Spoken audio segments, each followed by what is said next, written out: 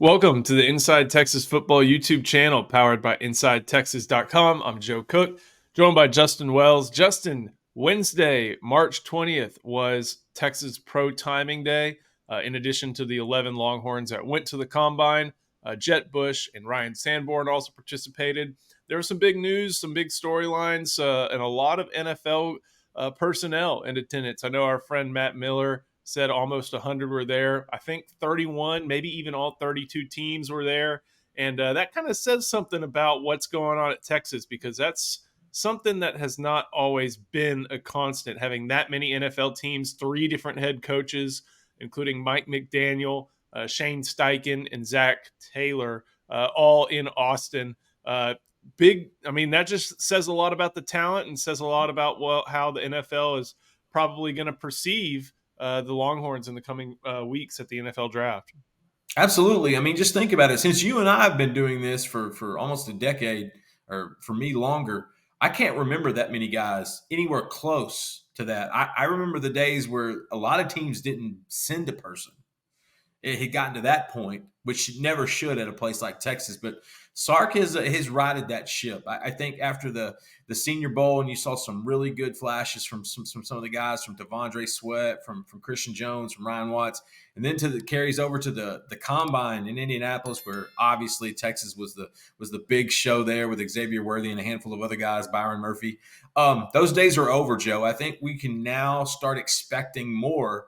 And the beauty of it is you were there, and it wasn't just guys that could get drafted in 2024. You were able to actually take a little bit, in the NFL teams notably, were actually able to take a look at, peek around the corner at what could happen in 2025, notably that quarterback position. Yeah, let's talk about that right now.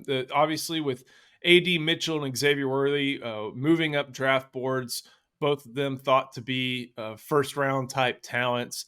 A.D. Mitchell caught passes at the Combine, went through all the drills, stood on his 40 time at the Texas Pro Day, but he looked good catching passes, as did Xavier Worthy. You know, he just went through, I think, the 40 and said, all right, I'm done taking off my cleats, went home.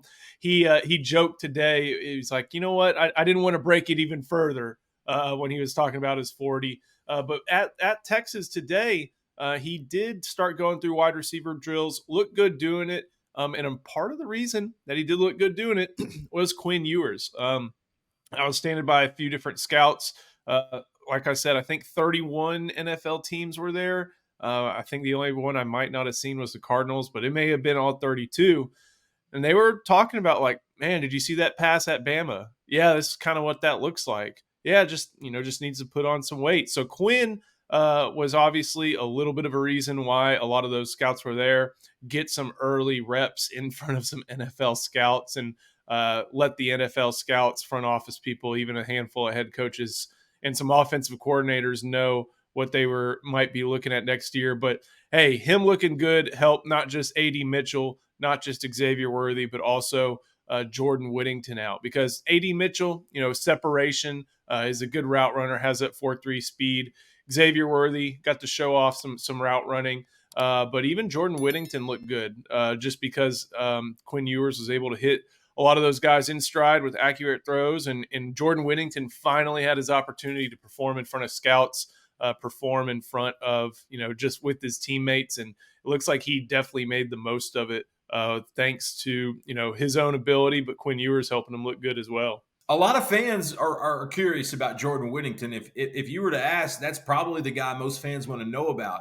Now, early on, I thought that he didn't go through the testing part, correct? He did not at the Combine, and I think even at the Senior Bowl, because he was working through a little bit of a hamstring Right. injury. He actually mentioned today that there may end up being another workout, and I don't think it's that Big 12 one, because the Big 12 released participants for that, and there Saw was not a that. single Texas player on there.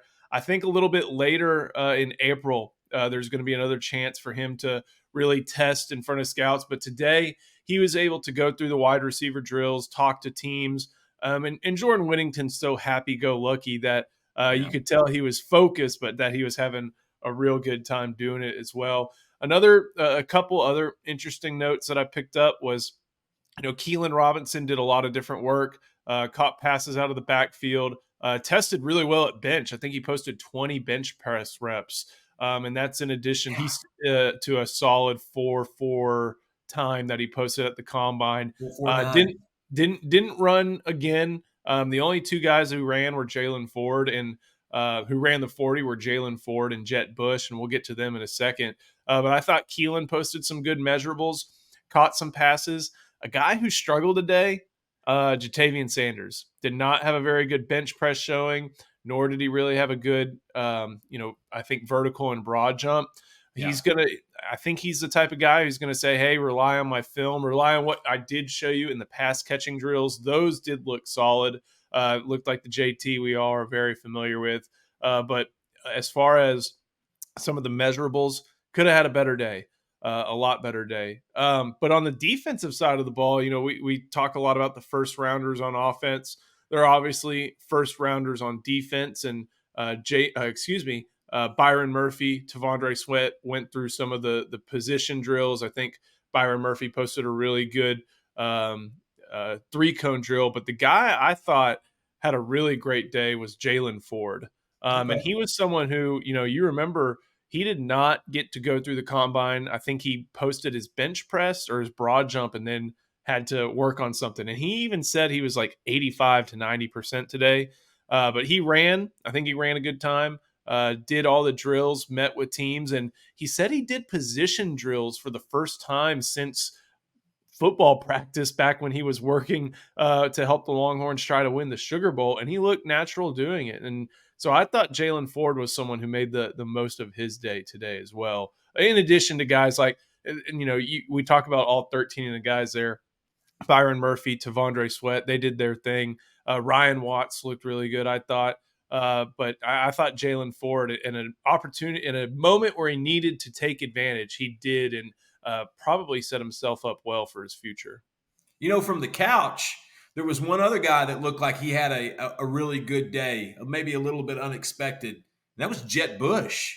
He looked like he was every time you were posting measurements and details, Jet Bush was at the top. And I think Mike McDaniel even teased him a little bit about how he should be ready to play for the Dolphins. You said Ford made the most of his opportunity. Did Jet Bush get in the conversation of being draftable? Because we know he'll be an undrafted. He could be picked up in free agency after that 7th round. What was your impressions of Jet Bush today? I thought that there are ways to use these pro days to your full advantage, and I think Jet Bush did that. Didn't go to the combine. Remember, it was a walk on Yeah. out of Strake Jesuit. Turned down scholarship offers to go to Turn, Texas. turned down scholarship offers to go to Texas, and was asked to do so many different things at Texas, between off-ball linebacker, jack defensive end, and then a little bit more of a Sam or specialty pass rusher. He did a little bit of everything at Texas. He did a little bit of everything today. He went through off-ball linebacker drills. He went through drills as like a fullback, which he did a little bit of, I believe. I remember he used to be number 52, and he changed to 43 because he needed a eligible receiver number. So he did some fullback drills. He even did a little bit of a tight end sort of drills. And Some the Andrew thing, Beckish type stuff. right? The thing with Bush, is he going to get drafted? Probably not. Does he put himself in the conversation for an undrafted free agent, a guy who's willing to play special teams, a guy who's willing to do multiple things to be on a roster? Yeah, absolutely. But even if that opportunity is not available, I think there was something that I mentioned when I wrote this up on Inside Texas earlier this morning, or previewed it, that there are multiple opportunities for football. Look at Texas's head coach. Steve Sarkisian played in the Canadian Football League. Right. Well, remember, Jackson Jeffcoat just enjoyed a great career north of the border. There's also a new league in the United Football League. The combination of the XFL and the USFL. And I don't know if he's up for it, but hey, I didn't see if they were here in Austin, but WWE sends people to football pro days as just athletic scouting. So the opportunity for football is definitely out there, and that's one of the reasons Jet Bush went through today, is to show maybe to one of the United Football League teams, or even a Canadian Football League team. I'm not sure if any of those were there, but word gets spread around. The scouting community's there. They definitely talk and probably compare numbers. And if Jet Bush really wants to play football, this is the type of thing that he needed to do and do well to give himself an opportunity. And I thought that happened. One other guy we definitely need to talk about who I think made a good impression is Christian Jones. Someone who, if you think about 6 years ago, man, his NFL projection, it was tough to see. It was a long way away. Ended up being 6 years down the road. We didn't even know if he was going to be on the offensive line. Yeah, I remember because out of Cy Woods, he was thought maybe he could be a defensive lineman. Yeah. He comes out today after a solid NFL combine and has another solid pro day. He goes through drills, talks to a lot of teams, and he's someone you can tell is just so thankful to have had the opportunity just to play at Texas, to help Texas get back. And he even mentioned one time, I think it was in that 2021 season, he thought, he thought football might not have been for him. But he kept at it. He credited Kevin Washington. He credited, obviously, Kyle Flood. And now he talked about how confident he is. And, he's the type of player that I think could really end up finding his way into the draft, but maybe at a different position, maybe at offensive guard. But he was one of the testaments to development that Texas was able to put in front of scouts today in the bubble. With Christian Jones too, don't forget his first sport was soccer, and so sometimes that tends to translate. We saw it with Akeem Olajuwon and the Houston Rockets. We saw playing soccer can translate, and Christian Jones was doing the same thing. You brought up a good point, and I'm just going to put this on a tee and let you just destroy this. If the WWE showed up today, if they were in the bubble, who is one guy out of that group that you could say, you know what? If football doesn't work out, you should try the ring. You should try WrestleMania. I know you got somebody. Give it to me. I mean, I would any defensive guy because there are types. I mean, a lot of the stuff that happens in wrestling is those guys are still strong. They're still taking bumps, but they have to look good for the camera, and they have to make sure that they're able to take those hits. But there's also the big wrestler factor. Think about Tavondre Sweat walking to the ring. That's what I'm Think talking about. about Byron Murphy pressing someone like the Ultimate Warrior. Jet Bush, I think we've seen some clips of him showing a little crazy man attributes with like the smelling salts. But even Jaylan Ford, the other thing is those guys, you have to be good on the mic. And all those guys I think are great on the mic as well. Not sure if that's going to be their calling. Obviously, football is definitely going to be the calling for Tavondre Sweat, Byron Murphy, even Jaylan Ford, and I think Jet Bush in some form or fashion. But I always think that's pretty interesting that they're able to do that. One last topic, like we talked about earlier.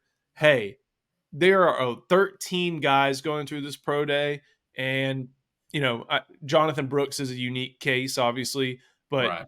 11 could get drafted, 10 could get drafted. All 13 have a good shot of ending up on a roster once everything's said and done.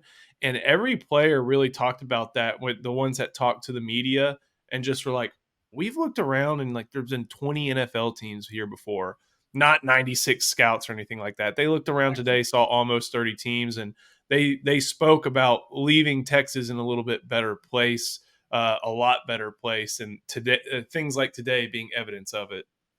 Also, something I noticed, we've covered these before where former players come and current players come. It seemed like there was a large number of current players or guys that are about to get drafted, things of that sort. It just seems like there's a lot more buddy here. There's a lot more pulling for each other. Maybe that culture that Sark talks about all the time is real and legit. I mean, I know we know it is, but I think that's another example today. Just guys in there supporting each other. Jonathan Brooks being in there, knowing he can't do drills. You were inside there. How big is that camaraderie? How big is that pulling for the next guy? And also seeing some of those old heads come their back way through and try to see some of the newer crop. Used to the older players would outnumber the current players. Now it's Right. way opposite, and it was older NFL vets would outnumber the younger current players. Way opposite. There was even a moment where I saw Blake Gideon, I think, kind of teaching Derek Williams something about why they run through that drill through the pro days and what to emphasize with it. So spoke a lot to it. You saw all different positions, saw, safeties, linebackers, defensive linemen. The only quarterback you saw was Quinn, but I bet that's because, smart move by Arch, if that's the case, I would say, just to avoid that media circus and even NFL circus. But wideouts were there, O linemen were there, assistant coaches were there. It was a good showing by everybody all around in support of their teammates. And if you find some of the clips, you'll hear them cheering in the background. Yeah. Big on the bench, big on the three cone, and definitely a big part of why the culture seems to be succeeding in Austin and succeeding on a path in the SEC. That's all for this video. Thank you for watching. Make sure you like the video, subscribe to our channel. Make sure you head to InsideTexas.com. It's March Madness. You can get 1 month of access for $1. That will get you, starting today, that gets you literally all the way through the spring game. So come check it out. We can't wait to show you everything that we're working on inside Texas, between recruiting, team info, and of course, a little bit of the hoops coverage, both men's and women's. So Justin, thank you so much. Thank you for watching. We'll see you next time on the Inside Texas Football YouTube channel, powered by InsideTexas.com.